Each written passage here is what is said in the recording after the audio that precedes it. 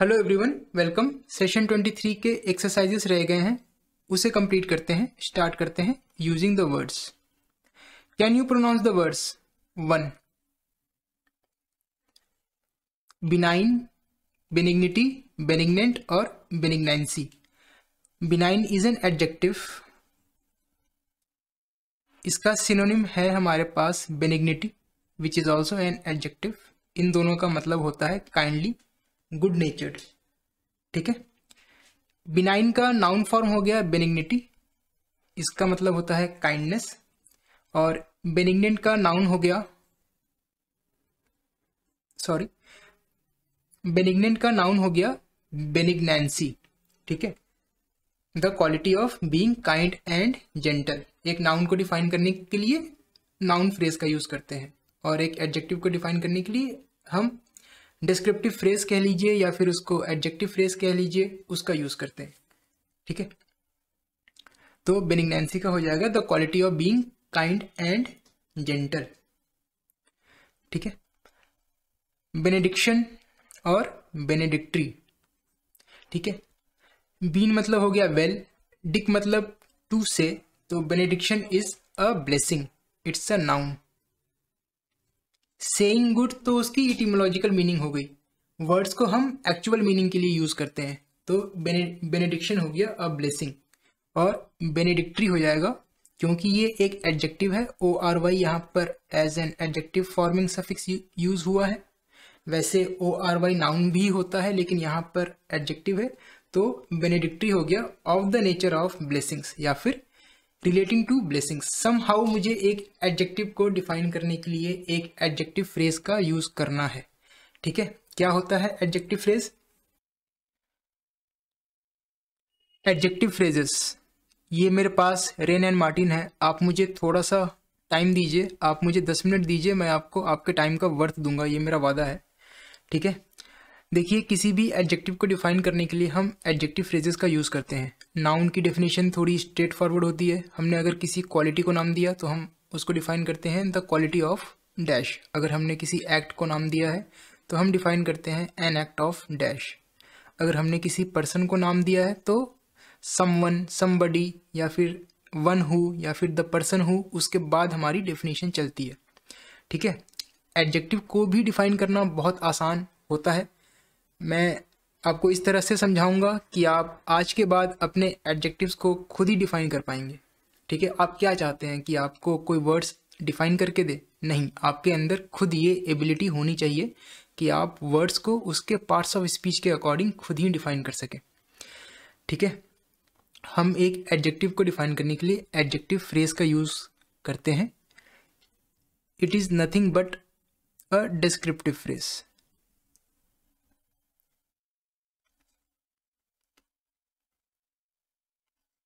एक एडजेक्टिव किसी नाउन, किसी प्रोनाउन या फिर किसी नाउन फ्रेज को डिस्क्राइब करता है। आखिर एडजेक्टिव नाउन के बारे में कहता क्या है, उसी को हम कहते हैं एडजेक्टिव फ्रेज। आगे बढ़ते हैं। एडजेक्टिव फ्रेजेस होते क्या हैं? A group of words that does the work of an adjective, उसको कहते हैं एडजेक्टिव फ्रेज। जैसे कि the vizier was a wealthy man. यहाँ वेल्दी एक एडजेक्टिव है जो इस नाउन का, मैन का, अमीर होना बता रहा है। तो मैं वेल्दी को डिफाइन कर सकता हूँ ऑफ ग्रेट वेल्थ इस तरह से।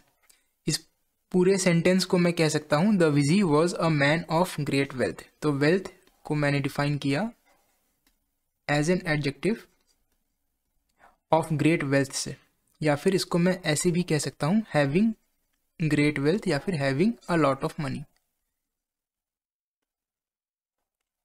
हैविंग ग्रेट वेल्थ या फिर having a lot of money.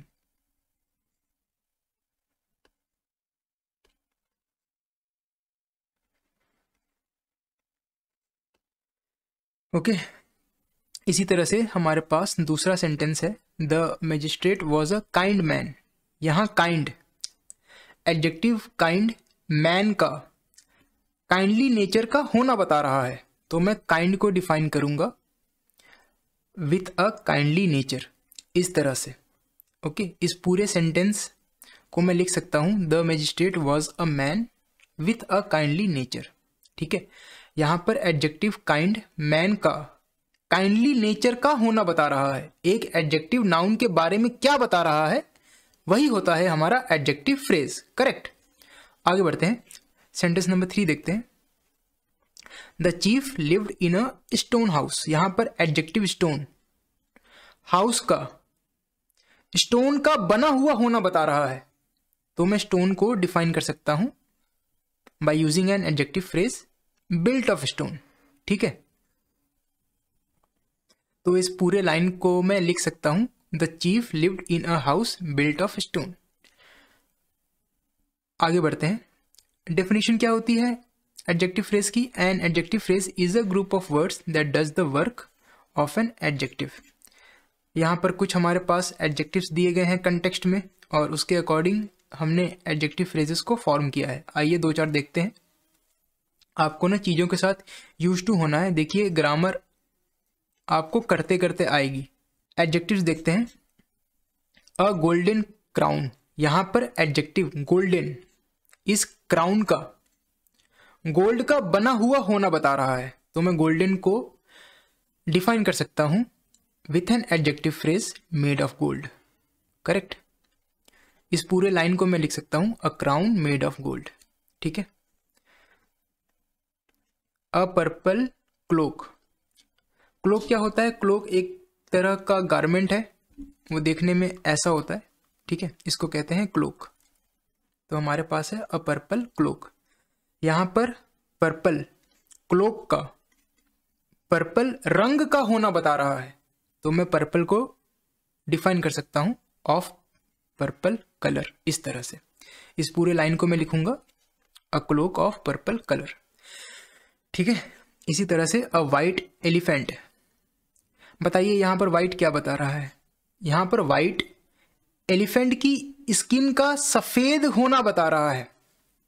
ठीक है, तो यहां पर वाइट को मैं डिफाइन कर सकता हूं विथ अ वाइट स्किन। इस तरह से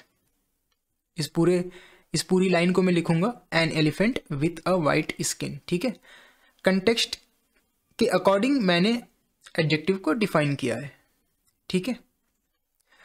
नेक्स्ट सेंटेंस देखते हैं, अ जंगल ट्रैक। जंगल देखिए वैसे तो एक नाउन होता है, लेकिन यहां पर एज एन एडजेक्टिव यूज हुआ है। ठीक है, नाउन के पहले आने वाला वर्ड हमेशा एडजेक्टिव ही होता है, तो जंगल यहां पर एज एन एडजेक्टिव यूज हुआ है। तो एडजेक्टिव जंगल इस ट्रैक का, जंगल से होकर गुजरना बता रहा है, तो मैं जंगल को डिफाइन कर सकता हूं थ्रू द जंगल। ठीक है, अकॉर्डिंग टू द कंटेक्स्ट हमने इसे डिफाइन किया है। इस पूरे सेंटेंस को मैं लिख सकता हूं, a track through the jungle. इसी तरह से अ ब्लू आइड बॉय, यहां पर ब्लू आइड बॉय का, बॉय के आंखों का नीले रंग का होना बता रहा है। ठीक है, तो मैंने ब्लू आइड को लिखा है विथ ब्लू आईज। इस पूरे सेंटेंस को हम लिख सकते हैं, a boy with blue eyes. ठीक है ना, आप पहचान पा रहे होंगे, made of gold, of purple colour, with a white skin, through the jungle, with blue eyes, without any inhabitants. ये सब नाउन के बारे में कुछ बता रहा है। ठीक है, क्या बता रहा है वही उसकी डेफिनेशन होगी, वही हम उसी को कहते हैं एडजेक्टिव फ्रेज। आगे बढ़ते हैं, अ डेजर्टेड विलेज। यहां पर एडजेक्टिव डेजर्टेड, डेजर्टेड का मतलब होता है एम्प्टी ऑफ पीपल, मतलब वहां पर लोग नहीं रहते। तो यहां पर एडजेक्टिव डेजर्टेड विलेज का बिना लोगों का होना बता रहा है। करेक्ट, तो वही हो गई उसकी डेफिनेशन। तो डेजर्टेड को मैंने लिखा विदाउट एनी इनहेबिटेंट्स। इस पूरे लाइन को मैं लिखूंगा, a village without any inhabitants. ठीक है, हमारे पास एक्सरसाइजेस भी हैं, 2-3 करते हैं। सारे क्वेश्चंस नहीं, कुछ क्वेश्चंस करेंगे जिससे कि आप यूज टू हो जाएं। सारे मैं नहीं कराऊंगा। अच्छा, इस बुक की एक की भी आती है, मेक श्योर अगर आप ये बुक ले रहे हैं और इस बुक से प्रैक्टिस कर रहे हैं तो आप ये की भी ले लें। Pick out the adjective phrases in the following sentences. Adjective phrases noun के बारे में कुछ बताता है। ठीक है, वो क्या बताता है वही उसकी डेफिनेशन हो जाती है। पहला सेंटेंस देखते हैं, a man in great difficulties came to me for help. यहां पर इन ग्रेट डिफिकल्टीज, मैन किस सिचुएशन में है, किस कंडीशन में है, उसको डिफाइन कर रहा है, उसको डिस्क्राइब कर रहा है। तो इन great difficulties is an adjective phrase. Correct. Question number 2 देखते हैं, he is a person of very considerable renown. Renown का मतलब होता है फेम।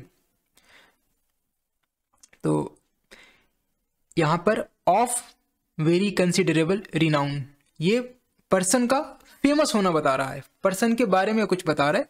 तो of very considerable renown is an adjective phrase. Okay. Question number sentence 3 देखते हैं, wild beasts in small cages are a sorry sight. ठीक है, मतलब कि वाइल्ड जानवर जो छोटे छोटे केजेस में होते हैं, देखकर अच्छा नहीं लगता, वो खुले जंगलों में रहें वही देखकर अच्छा लगता है। तो यहां पर इन स्मॉल केजेस, वाइल्ड बीस्ट्स के कंडीशन को डिफाइन कर रहा है। तो इन स्मॉल केजेस हो गया एडजेक्टिव फ्रेज। ठीक है। इसी तरह से a man without an enemy, यहां पर विदाउट एन एनिमी इस मैन को डिस्क्राइब कर रहा है। Is a man with few friends, यहां पर दो एडजेक्टिव फ्रेजेस हैं, एक है विदाउट एन एनिमी जो इस नाउन को डिस्क्राइब कर रहा है, दूसरा है विथ फ्यू फ्रेंड्स जो इस वाले मैन को डिस्क्राइब कर रहा है। ठीक है। इसी तरह से बाकी के क्वेश्चंस हैं, मैं सारे नहीं करा रहा हूं, आप लोग गो थ्रू कीजिएगा। एक्सरसाइज 9 देखते हैं, in each of the following sentences replace the adjective in italics. यहां पर हमारे पास एडजेक्टिव है, उसका हमें एडजेक्टिव फ्रेज फॉर्म करना है ऑफ द सेम मीनिंग। ठीक है। सेंटेंस 1 देखते हैं, a grey cloud spread over the sky. यहां पर एडजेक्टिव ग्रे, क्लाउड का ग्रे रंग का होना बता रहा है। तो मैं इसको डिफाइन कर सकता हूं इस तरह से, ग्रे इज एन एडजेक्टिव जो क्लाउड का ग्रे कलर का होना बता रहा है, तो फिर ऑफ ग्रे कलर।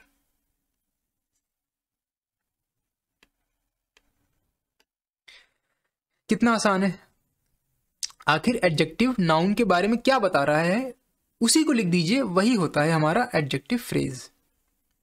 सेंटेंस 2 देखते हैं, ही ड्वेल्ट मतलब lived in a wooden hurt.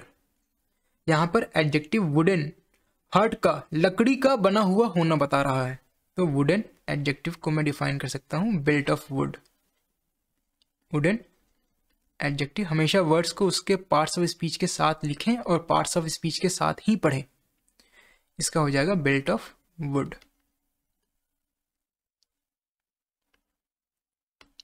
ठीक है। सेंटेंस 3 देखते हैं, he had a bald head. देखिए ये इंपॉर्टेंट है, तभी मैं आप लोगों को बता रहा हूं, वरना मैं एक्स्ट्रा मेहनत क्यों करूंगा। और एक बात बता दूं, इस वीडियो का ये वाला पार्ट मैं ये 3rd टाइम शूट कर रहा हूं। जब मैंने पहली बार इसे शूट किया था, I was not satisfied with my own explanation. जब मैंने दूसरी बार इसे शूट किया तो थोड़ा सा इशू आ गया था। मैं नहीं चाहता कि मेरे चैनल पर कोई कॉपीराइट स्ट्राइक आए और मुझे वीडियो टेक डाउन करनी पड़े या फिर चैनल डिलीट हो जाए। तो दूसरी बार वो इशू आ गया था। मैं इसे तीसरी बार शूट कर रहा हूं क्योंकि ये इंपॉर्टेंट है। आगे बढ़ते हैं। हाँ, हम कहाँ थे, he had a bald head. यहां पर एडजेक्टिव बॉल्ड, हेड का बिना बालों का होना बता रहा है। तो मैं बॉल्ड को डिस्क्राइब कर सकता हूं विदाउट हेयर या फिर विदाउट मच हेयर, हो सकता है थोड़े बहुत बाल हों। और इस पूरे सेंटेंस को मैं लिखूंगा, he had a head without much hair. इस सेंटेंस को मैं सेंटेंस 2 को मैं लिखूंगा, ही ड्वेल्ट इन अ हट बिल्ट ऑफ वुड। सेंटेंस 1 को मैं लिखूंगा, a cloud of grey colour spread over the sky. ठीक है। चौथा देखते हैं, 4th, शी वोर अ डायमंड नेकलेस। यहां पर एडजेक्टिव डायमंड, नेकलेस का, नेकलेस में डायमंड का होना बता रहा है। ठीक है। तो मैं डायमंड को मैं लिख सकता हूं एडजेक्टिव, मैं इसको डिफाइन कर सकता हूं विथ डायमंड्स।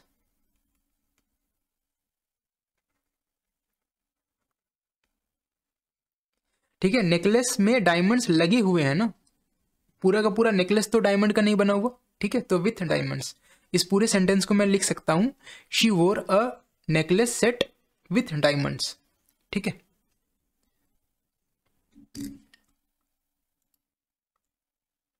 आगे बढ़ते हैं। It was a horrible night. Okay, यहां पर एडजेक्टिव हॉरिबल नाइट का हॉरर से भरा हुआ होना बता रहा है, फुल ऑफ हॉरर होना बता रहा है, तो मैं हॉरिबल को एज एन एडजेक्टिव डिफाइन करूंगा, फुल ऑफ हॉरर। आपके अंदर खुद एबिलिटी आ जाएगी वर्ड्स को खुद उसके पार्ट्स ऑफ स्पीच के अकॉर्डिंग डिफाइन करने के लिए। नाउन की डेफिनेशन में तो कोई इशू नहीं है। ठीक है, आज के बाद एडजेक्टिव के डेफिनेशन में भी कोई इशू नहीं होगा। With practice, with enough practice everything is easy. Okay, याद रखिएगा, repetition is the key to mastery. Repetition is the key to mastery. चीजों को इनफ प्रैक्टिस से आप सीख सकते हैं।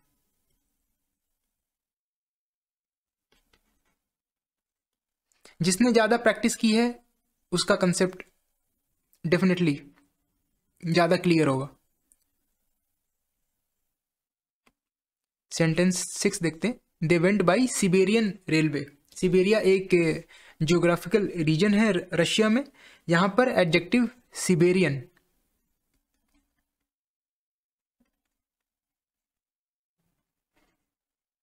रेलवे का सिबेरिया से होकर गुजरना बता रहा है या फिर सिबेरिया से गुजरना बता रहा है।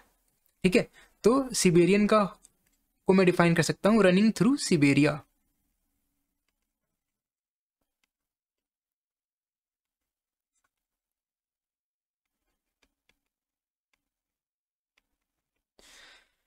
करेक्ट, इस पूरे सेंटेंस को मैं लिख सकता हूं, दे went by the railway running through Siberia. ठीक है, 7th देखते हैं। अ ग्रासी मेडो स्ट्रेच्ड बिफोर अस। मेडो होता है एक ऐसी जमीन जो घास से कवर्ड है, जैसे कि ये एक ऐसी जमीन जो घास से कवर्ड है। ओके, बंजर नहीं है, घास है उसके ऊपर। ये एक इमेज है, ये भी एक इमेज है। ठीक है, तो यहां पर एडजेक्टिव ग्रासी नाउन के बारे में आखिर क्या बता रहा है, मैं इसको डिफाइन कर सकता हूं, ग्रासी एडजेक्टिव को। यहां पर एडजेक्टिव ग्रासी मेडो का ग्रास से कवर्ड होना बता रहा है, तो मैं इसको डिफाइन कर सकता हूं, कवर्ड विथ ग्रास। जो बता रहा है वही आप लिख दीजिए, यही हो गई हमारी adjective phrase, covered with grass. इस पूरे सेंटेंस को मैं लिख सकता हूं, a meadow covered with grass stretched before us. ठीक है, इसी तरह से और क्वेश्चंस हैं, आप लोग इसे करके देखिएगा। मैंने आप लोगों को आइडिया दे दिया। और एक बार क्वेश्चन नंबर 9 देखते हैं। द फ्रेंच फ्लैग, हम लोग कई बार एडजेक्टिव को ऑफ ऑफ करके डिफाइन करते हैं ना, तो एक बार इसे देखते हैं। The French flag flew at the top of the highest mast. The French flag, यहां पर एडजेक्टिव फ्रेंच, फ्लैग का फ्रांस का होना बता रहा है, तो मैं फ्रेंच को डिफाइन कर सकता हूं,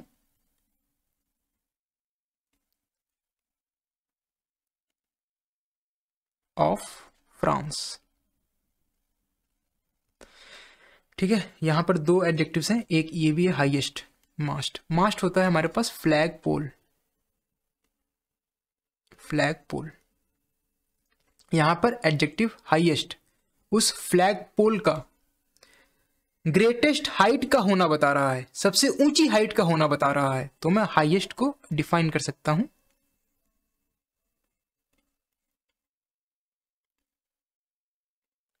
of the greatest height, of the greatest height. ठीक है, इसी तरह से और क्वेश्चंस हैं। एक्सरसाइज 10 पर आते हैं। ये करने हैं आप सभी को, मैंने आप लोगों को पहले भी कहा है कि रेन एंड मार्टिन से आप एक बार एडजेक्टिव फ्रेज पढ़ लीजिएगा, आप लोगों को एक आइडिया मिल जाएगा किस तरह से हम एडजेक्टिव को डिफाइन करते हैं। Replace each of the following adjective phrases in italics by N adjective of the same meaning. ठीक है, हमारे पास एडजेक्टिव फ्रेजेस होंगे, उसके बदले में हमें एडजेक्टिव लिखना है। सेंटेंस 1 है जैसे, ही वोर अ turban made of silk. Made of silk एक एडजेक्टिव फ्रेज है, तो यहां पर मैं इसको लिख सकता हूं, ही वोर अ सिल्क टर्बन। ठीक है, सेंटेंस 2 देखते हैं, he has done a deed of shame. Of shame एक एडजेक्टिव फ्रेज है, डीड तो नाउन हो गया, ऑफ शेम इसको डिस्क्राइब कर रहा है, तो ऑफ शेम की जगह मैं लिख सकता हूं शेमफुल। ठीक है, तो इसका हो जाएगा he has done a shameful deed. Okay, इसी तरह से थर्ड देख लेते हैं एक और बस, he led a life devoid of blame. Devoid मतलब लैकिंग, विदाउट ब्लेम, तो विद डिवॉइड ऑफ ब्लेम को मैं लिख सकता हूं ब्लेमलेस। इसका हो जाएगा he led a blameless life. ठीक है, इसी तरह से बाकी के क्वेश्चंस हैं आपको करने हैं।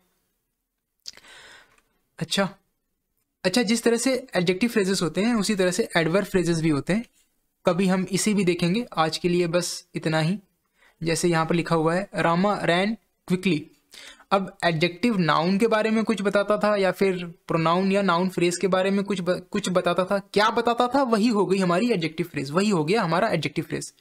यहाँ पर एडवर्ब किसी वर्ब के बारे में कुछ बताएगा, क्या बताएगा, वही हो गया हमारा एडवर्ब फ्रेज। ही रैन क्विकली, क्विकली क्या बता रहा है, विद ग्रेट स्पीड। ओके, आज नहीं देखेंगे, मतलब कभी देखेंगे इसे जरूर। आज के लिए इतना ही, मैं वर्ड पावर मेड इजी में वापस आता हूं।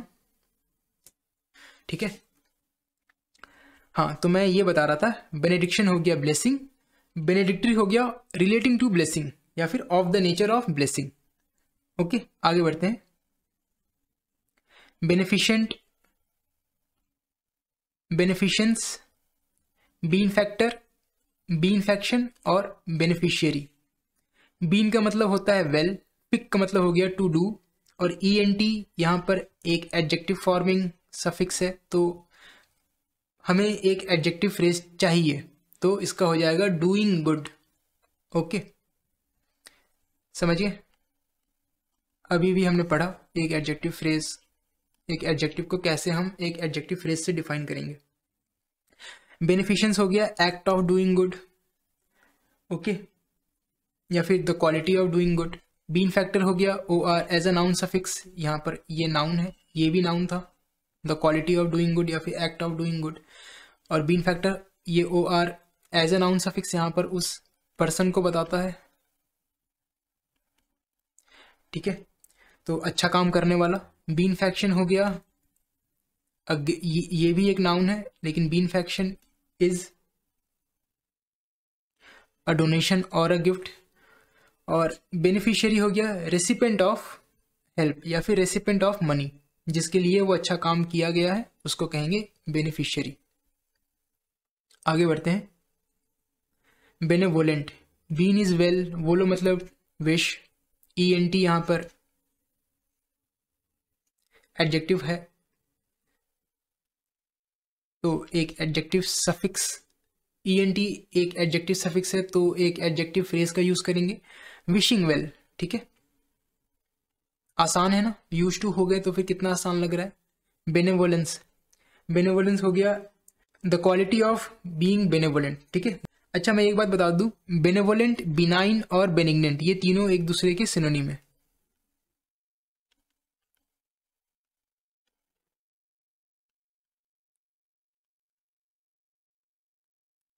बेनेवोलेंट, बिनाइन और benignant. Okay, benevolent, benign, benignant, kindly, good natured, ये सब एक दूसरे के सिनोनिम है।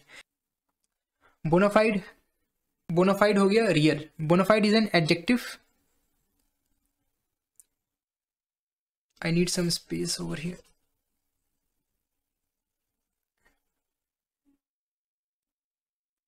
Bonafide is an adjective, bona fide हो गया real, genuine, without deception, without pretence, ठीक है। फिडेलिटी हो गया, लैटिन फाइट्स मतलब फेथ, फिडेलिटी, इनफिडेलिटी और इनफिडेल। फिडेलिटी हो गया फेथफुलनेस, इनफिडेलिटी हो गया फेथ अनफेथफुलनेस, ठीक है। या फिर फिडेलिटी को हम by using a noun phrase हम डिफाइन कर सकते हैं, the quality of being faithful, और इनफिडेलिटी हो गया the quality of being unfaithful, ठीक है। इनफिडेल, इनफिडेल एक नाउन भी होता है, एक एडजेक्टिव भी है। एज अ नाउन हम उस पर्सन को कहते हैं one who does not have the right faith, one who does not have the right religion, okay. या फिर one who does not believe in any religion, या फिर one who does not believe in the religion of the majority, ठीक है। और as an adjective इस quality को describe करने के लिए हम इस वर्ड का यूज कर सकते हैं, ठीक है। आगे बढ़ते हैं।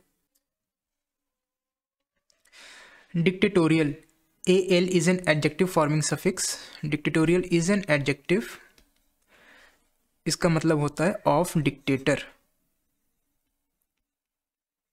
या फिर ऑटोक्रेटिक भी हम कह सकते हैं, ऑटोक्रेटिक, ओके। या फिर हैविंग और शोइंग एन ऑटोक्रेटिक मैनर, ठीक है। अच्छा, एक छोटी सी बात मैं बता दूं, तानाशाही को इंग्लिश में हम कहते हैं डिक्टेटरशिप, इसको कहते हैं डिक्टेटरशिप।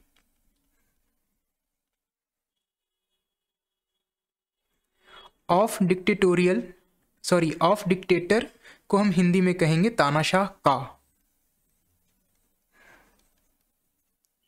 ठीक है। जैसे फ्रेंच को हमने कहा था ना फ्रांस का, फ्रांस का फ्लैग, इसी तरह से ऑफ डिक्टेटर की हिंदी हो जाएगी तानाशाह का, okay. Violation, ION is a noun forming suffix, तो वॉल्यूशन होता है हमारा फ्री विल, फ्री विल, या फिर the power of self determination. 3 प्लेकेशन, प्लेकेटिव और प्लेकेटरी। प्लेकेशन हो गया नाउन, और प्लेकेटिव और प्लेकेटरी हो गए इसके एडजेक्टिव्स।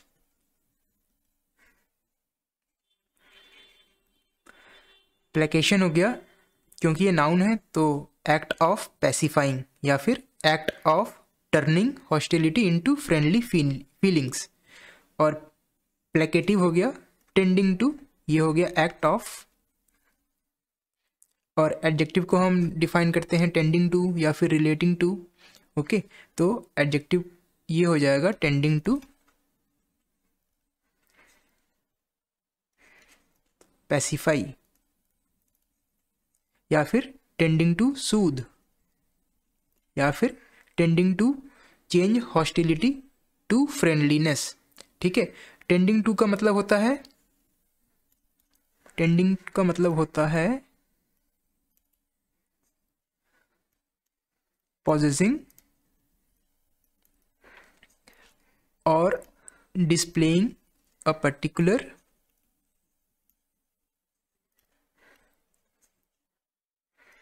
कैरेक्टरिस्टिक,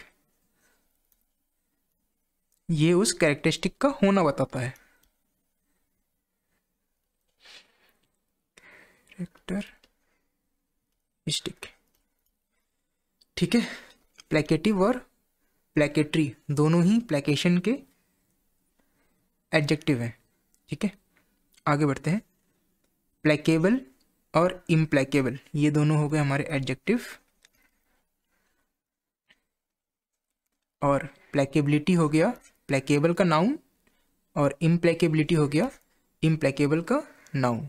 प्लेकेबल होता है हमारा easily calmed, gentle and forgiving, और इम्प्लेकेबल होता है हमारा हार्श एंड रिलेंटलेस, ठीक है। ये होता है जेंटल, ये दोनों एक दूसरे के सिनोनिम है। कौन से दोनों?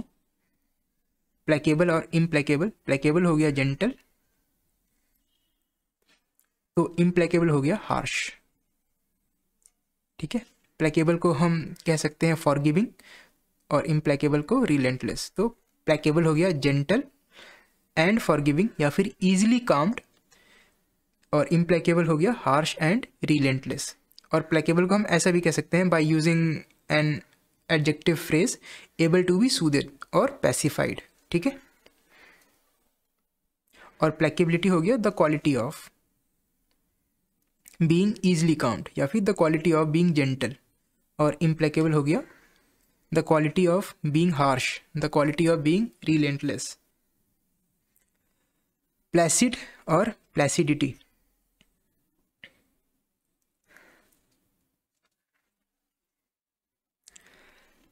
प्लेसिड हो गया हमारा काम या फिर ये हो गया adjective, Placid is an adjective, और प्लेसिडिटी हो गया नाउन। तो प्लेसिड हो गया काम या फिर इक्वेबल या फिर इवन टेम्पर्ड, ठीक है। प्लेसिडिटी हो गई हमारी द क्वालिटी ऑफ बीइंग काम, the quality of being equal, या फिर हम इसको वन वर्ड से भी डिफाइन कर सकते हैं, कामनेस। एक नाउन को डिफाइन करने के लिए नाउन फ्रेज या फिर one word noun, one word noun को ही हम सिनोनिम कहेंगे। और इसी तरह से एडजेक्टिव को डिफाइन करने के लिए एक एडजेक्टिव फ्रेज या फिर वन वर्ड एडजेक्टिव जिसको हम सिनोनिम कह सकते हैं। ओके, आगे बढ़ते हैं। कॉम्प्लासेंट, कॉम्प्लासेंस और कॉम्प्लासेंसी, ये तीन है। Complacent is an adjective, ENT is an adjective forming suffix, वैसे नाउन फॉर्मिंग भी होता है। तो कॉम्प्लासेंट हो गया सेल्फ सेटिस्फाइड। एक वर्ड और याद कर लीजिएगा, स्मग, ये भी इसका मतलब भी सेल्फ सेटिस्फाइड ही होता है। और कॉम्प्लासेंस ENCE और ENCY, ये दोनों इसके नाउन्स हैं। ENCY नाउन फॉर्मिंग सफिक्स होते हैं। तो ये हो जाएगा सेल्फ सेटिस्फैक्शन या फिर स्मगनेस, ठीक है, या फिर the condition of being self satisfied. आगे बढ़ते हैं। 15 है कंडोनेशन। कंडोनेशन हो गया ION is a noun forming suffix. तो कंडोनेशन हो गया forgiveness, from Latin dono means to give. Con मतलब विथ या टुगेदर, दोनों का हमने ले लिया है डॉन, प्लस ATION सफिक्स, खुद दो सफिक्स को कंबाइन करके बना है ATE प्लस ION। ऐसा कोई रिस्ट्रिक्शन नहीं है कि आप सफिक्स पर सफिक्स नहीं लगा सकते, ऐसा कोई रिस्ट्रिक्शन नहीं है कि आप प्रीफिक्स पर प्रीफिक्स नहीं लगा सकते, ठीक है। आगे बढ़ते हैं। Can you work with the words 1 wishing good things for another. Wishing good things एक एडजेक्टिव फ्रेज है, तो यहां पर एडजेक्टिव आएगा। लैटिन वोलो मतलब टू विश, तो इसका हो जाएगा benevolent. Okay, well disposed, disposed का मतलब होता है इच्छुक। एक तो होता है डिस्पोज वर्ब जिसका मतलब होता है to get rid of something, जैसे हम डिस्पोजल में खाते हैं, वो वाला डिस्पोज नहीं है यहाँ पर, ठीक है। आगे बढ़ते हैं। Domineering, to domineer, domineer as a verb, इसका मतलब होता है asserts one's will over another, मतलब खुद की इच्छा किसी दूसरे पर डाल देना। तो डोमिनियरिंग हो गया ING form of the verb, यहाँ पर एक पार्टिसिपल है तो यहाँ पर एडजेक्टिव आएगा, ठीक है। Giving orders in a manner pertaining no refusal is dictatorial. Okay, not to be soothed और पैसिफाइड, जिसको मना ना सके। अनयील्डिंग टू पिटी और इंट्रिटी, अनयील्डिंग का मतलब होता है इनफ्लेक्सिबल, टू पिटी और इंट्रिटी इसका मतलब होता है किसी की प्ली या फिर अपील या फिर क्राई, किसी की गुहार, तो इसका हो जाएगा इम्प्लेकेबल, क्योंकि हमें एडजेक्टिव लिखना है। ओके, टेंडिंग टू पैसिफाई या फिर टेंडिंग टू सूद या फिर tending to change hostility to friendliness. Tending to उस कैरेक्टरिस्टिक्स का होना बताता है, तो यहाँ पर आएगा adjective. Tending to change hostility into friendliness is placatory, correct. Kindly, good natured, not cancerous is benign या फिर बेनिग्नेंट, तो यहाँ पर बिनाइन दिया हुआ है, ठीक है। Calm, calm is an adjective, unruffled, undisturbed is placid, okay, adjective लिखा है हमने। Self satisfied, self satisfaction noun था, सेल्फ सेटिस्फाइड इज एडजेक्टिव, तो यहाँ पर एडजेक्टिव आएगा। स्मग इज कॉम्प्लासेंट, यहाँ पर है complacent. Of the nature of, तो एडजेक्टिव आएगा। और relating to blessings, relating to लिखा हुआ है तो एडजेक्टिव आएगा। बेनेडिक्शन था नाउन, तो benedictory. In good faith is bona fide, sincere या फिर valid is bona fide, correct. Can you work with the words too, recipient of money, recipient of kindness, recipient of help etcetera is beneficiary. Free will, will तो हो गया हमारा noun, will मतलब इच्छा, free हमने लगा दिया एक मॉडिफायर फॉर द नाउन, तो फ्री विल मतलब खुद की इच्छा इज वोल्यूशन, ठीक है। देखिए मॉडिफायर लगाने से पार्ट्स ऑफ स्पीच नहीं बदलता, जैसे हमने लिखा है गर्ल, तो गर्ल इज अ नाउन। अगर मैं लिख दूं ब्यूटीफुल गर्ल, तो भी तो मैं नाउन की ही बात कर रहा हूं ना, ठीक है। सी देखते हैं, एक्ट ऑफ लिखा है तो नाउन आएगा। एक्ट ऑफ ओवरलुकिंग या फिर act of forgiving an offence, noun आएगा। ट्रांसग्रेशन का मतलब भी ऑफेंस ही होता है, तो act of forgiving an offence is condonation. Faithfulness, NESS is a noun forming suffix, तो fidelity. Self satisfaction is noun, तो हमने दो पढ़े थे, कॉम्प्लासेंस और कॉम्प्लासेंसी, यहाँ पर क्या लिखा है, कॉम्प्लासेंसी लिखा हुआ है, ठीक है। कामनेस, कामनेस इज नाउन, तो प्लेसिडिटी, ठीक है। एक्ट ऑफ लिखा है तो नाउन आएगा। एक्ट ऑफ पैसिफाइंग और एक्ट ऑफ टर्निंग हॉस्टिलिटी और anger into friendly feelings is placation, okay. Attitude of लिखा है तो नाउन आएगा। Attitude of wishing good things for another is benevolence.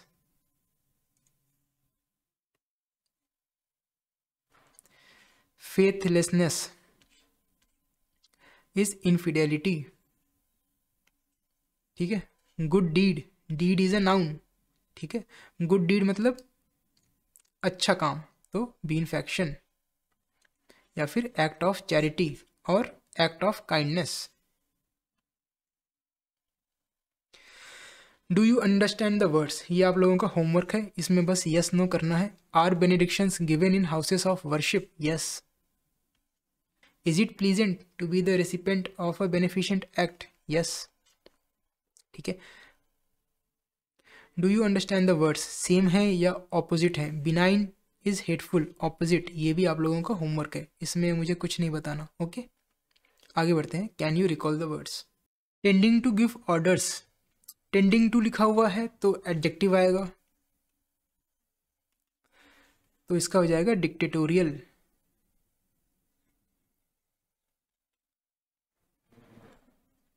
AL is an adjective forming suffix. Act of overlooking an offense, act of लिखा हुआ है तो noun आएगा, तो इसका हो जाएगा कंडोनेशन, फ्रॉम लैटिन डोनो मतलब to give, condonation, okay. Unyieldingly hostile, hostile is an adjective, unyieldingly is an adverb. Unyielding तो हो गया एडजेक्टिव, उसमें हमने LY लगा दिया है तो ये बन जाता है एडवर्ब। तो अनयील्डिंगली हॉस्टाइल या फिर बियॉन्ड सूदिंग या फिर रिलेंटलेस, LESS इज एडजेक्टिव, या फिर पिटीलेस, इसका हो जाएगा इम्प्लेकेबल।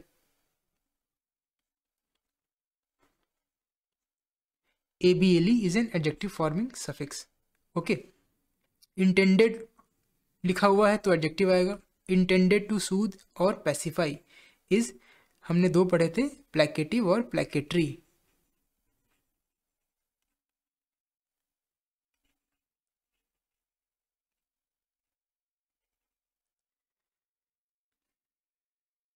वंस डिजायर, विशेस और अनफोर्स्ड विल या फिर free will is violation. ION is noun, will भी नाउन है। कामनेस, NESS इज नाउन, तो कामनेस का हो जाएगा प्लेसिडिटी।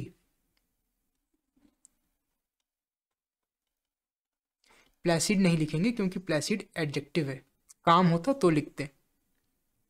Self satisfaction is noun. Smugness हमने दो पढ़े थे इसके भी, कॉम्प्लेसेंस और कॉम्प्लासेंसी।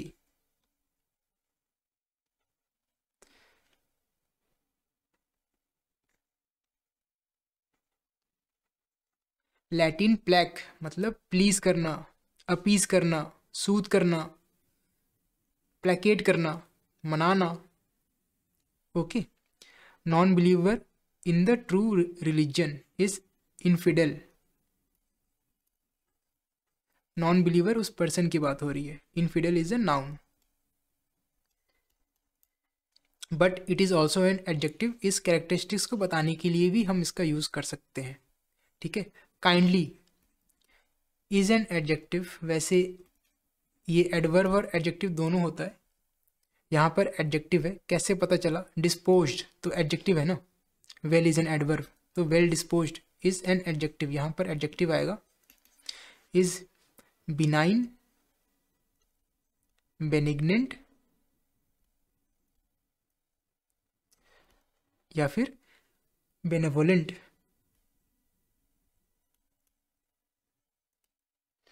ठीक है, अनफेथफुलनेस नाउन आएगा। इनफिडेलिटी,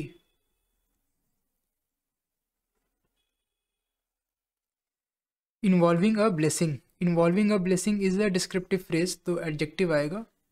ब्लेसिंग था बेनेडिक्शन, तो बेनेडिक्ट्री।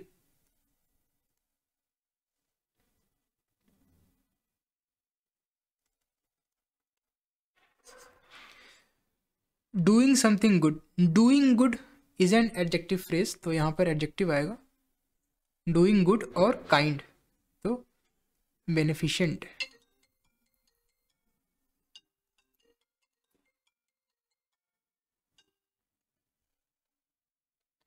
आगे बढ़ते हैं, यहाँ तक हो गया था faithfulness. NESS is a noun forming suffix, तो फिडेलिटी नाउन आएगा, तो फिडेलिटी। काफ़ी बार एक्सप्लेन कर चुका हूँ तो मैं इतना एक्सप्लेन नहीं कर रहा हूँ, मैं डायरेक्ट वर्ड्स लिख दे रहा हूँ। Sincere is adjective, valid in good faith, तो एडजेक्टिव आएगा। बोनाफाइड था इसका, is bona fide is adjective. One who लगा हुआ है तो नाउन आएगा। One who does something good is been factor.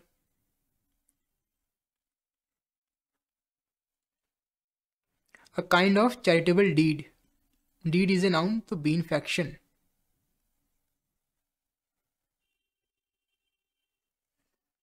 Recipient of kindness, recipient of gift etcetera is beneficiary, जिसके लिए अच्छा काम किया गया।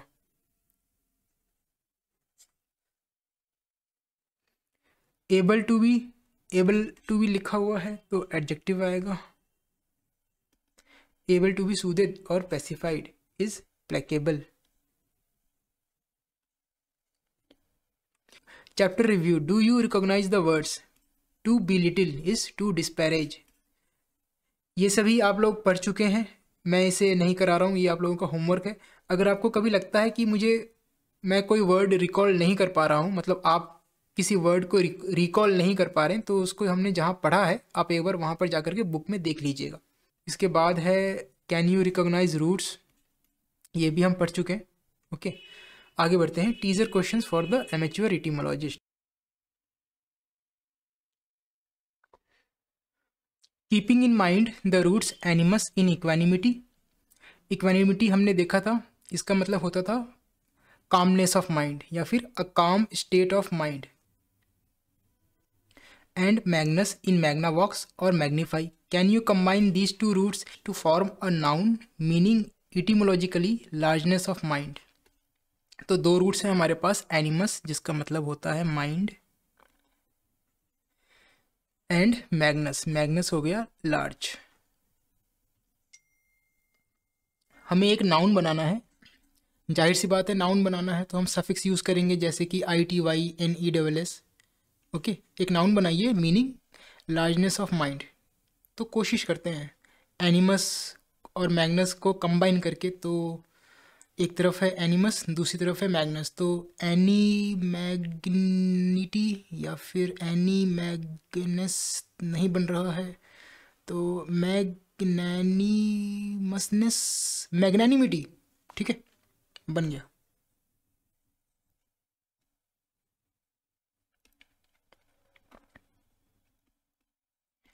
Can you figure out the adjective form, adjective हो जाएगा मैग्नैनिमस। मेरी हैंडराइटिंग इतनी बुरी नहीं है, लेकिन जब ज़रूरत होता है तो अच्छी नहीं होती। मैग्नैनिमस।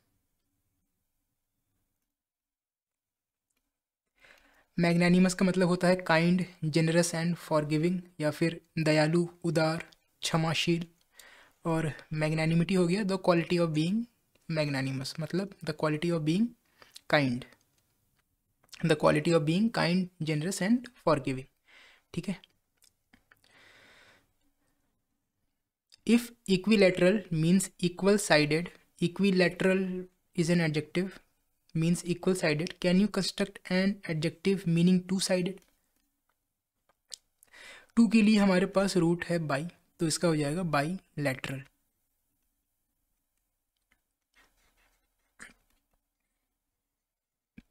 Correct. Trans is a prefix meaning across, build a verb meaning to write across. Write के लिए हमने रूट पढ़ा है scribo scriptus, from one form और लैंग्वेज टू अनदर। तो हमें एक वर्ब लिखना है, तो इसका हो जाएगा ट्रांसस्क्राइब।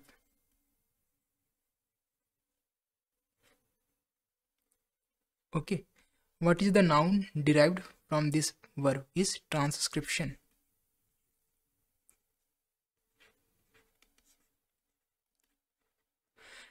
ठीक है, फोर्थ देखते हैं। What disease was so named on the erroneous assumption that it was caused by bad air. Bad के लिए हमने रूट पढ़ा है malus, Latin malus means bad, तो इसका आंसर है malaria.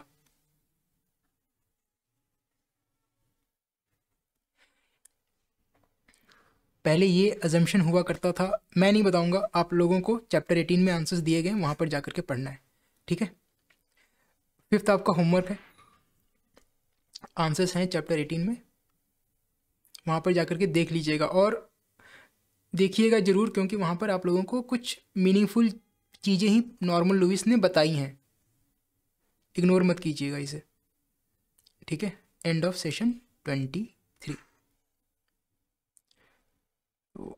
Thank you for 1000 subscribers, thank you thank you thank you. कभी मैंने सोचा भी नहीं था कि ये अचीवमेंट मैं कर पाऊँगा, लेकिन thank you thank you thank you, आप लोगों का बहुत बहुत सपोर्ट रहा है।